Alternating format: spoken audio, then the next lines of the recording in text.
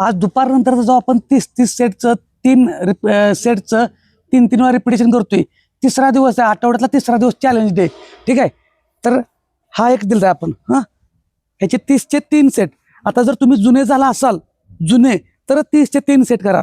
नंतर पाय खाली ठेवा, हे 30चे 3 सेट, दोन्ही मिळून 30. नंतर पायात अंतर, हा ह्याचे 30चे 3 सेट. हे अल्टरनेट करायचे आहेत, परत 3 एकदम 3 करायचे नाहीत. हा एक नंतर हा, असे अल्टरनेटचे 3 वेळा करायचे आहेत, 30चे 3. पण पहिल्यांदा व्हिडिओ बघत असाल तर एकदम कमी करा, 7 म्हणजे दोन्ही बाजून 14. पाय पाठी मागत असाल तर 7 ते 10. पहिल्यांदा बघत असाल तर दररोज करा, त्यांनी करा. अजून एक महत्वाची सूचना, हा जो सेट आहे ह्यानं जर पाय कंटिन्यू करून जर दुखत असेल तुमचं, तर हा सेट नाही केलं तर चालेल. पुढे जावा, पोटावर पडायचं पुढं पालतं, पण पुढं जावा.